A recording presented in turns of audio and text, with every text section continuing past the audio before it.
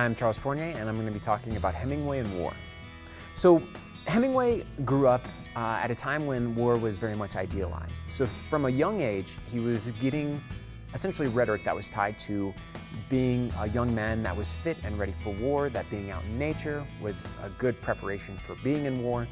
And this is coming from the essentially media at the time, and also from Teddy Roosevelt, who explained that young men need to live the strenuous life in order to compete in essentially against other nations.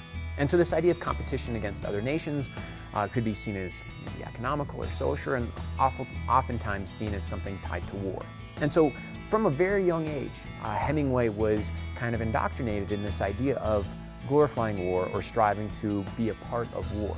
When he was 3 years old, there are stories of him marching around holding on to a stick as a gun. At one point when his mother asked him, "What are you afraid of?" he said, "Afraid of nothing." And so we have this mentality of him growing up that he is very much training to essentially be effective outdoors or be a good soldier. And so there's a story that when Hemingway was in high school, I think it might have been his senior year, he and a buddy went camping along the Des Plaines River, and several other buddies essentially created a war game. And so they knew that Hemingway and his friend were camping, and these other about 10 guys went and snuck up onto the camp, and they essentially had a raid on the camp. All right, and this was in a way that was very much with the idea of war. It was around 1917, so we have already World War I is in progress, and so this is on these boys' minds. And so they end up capturing Hemingway. There are a few blows given, and there's even a point where it's quoted that Hemingway stuttered in his speech. Well, what's going on? So we see fear there. But we also see later on that Hemingway ended up punching a couple guys, and then they all, once they figured out who was who, they all stayed out in camp together.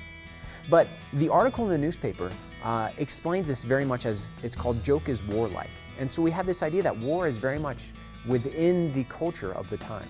And so when Hemingway does actually get to go to war, he's not able to go as a soldier, which is essentially against Roosevelt views. Roosevelt does talk about the American Red Cross as a good place for people who are unable to fight or for women. And so for Hemingway to have to go with the Red Cross instead of as a soldier could be a blow to his own persona of being a part of this war. Now when he's in war, he is an ambulance driver, and his ambulance, when he's handing out chocolate and cigarettes, ends up getting blown up by a mortar shell. And Hemingway drags another man to safety. He has 200 plus wounds in his legs from shrapnel and from machine gun fire. And so he has this experience of being in war, but not as a soldier. He was kind of unlucky enough to, or lucky enough in his mind maybe, to have had this experience that gave him the credibility of being a war writer. Now when we think about Hemingway, who was a non-soldier, compared to writers who were soldiers, Hemingway's writing very much glorifies war. Almost all of his books are building up this idea of war as true and brave, and this is what men do. But when you look at writers like John Dos Passos, or F. Scott Fitzgerald, or even writers from World War II like J.D. Salinger or Kurt Vonnegut, when they write about war, it's that war is absurd and it's tragic and there's nothing glorified about it. And so we see also this contrast of Hemingway, who is seen as a war writer who was never a soldier, but he plays soldier often. In 1935, he went to the Spanish Civil War as a war correspondent, and he would march around with a gun, and he would there are stories of him being on the front lines and talking about being on the front lines.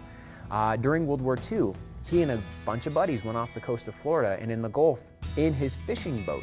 And they had this plan that they had all these weapons and essentially grenades on their boat. And their goal was to come across a German U-boat. And they were going to wave down the U-boat. And when they opened the hatch, they would throw in a grenade and shoot some folks and then try to flee. That was his thought. He thought that he was going to be able in a U-boat in his fishing boat to take on a U-boat. And so we have this idea where he holds war as kind of this epitome of masculinity, or this epitome of being alive.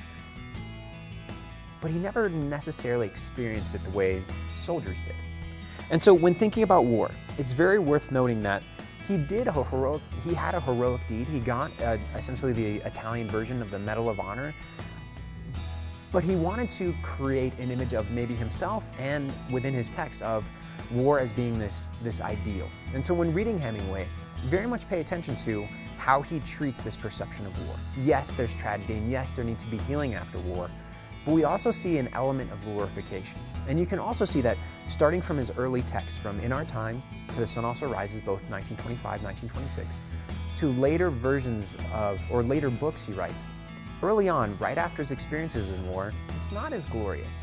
But as time goes on, war gains a little bit more glory within his writings.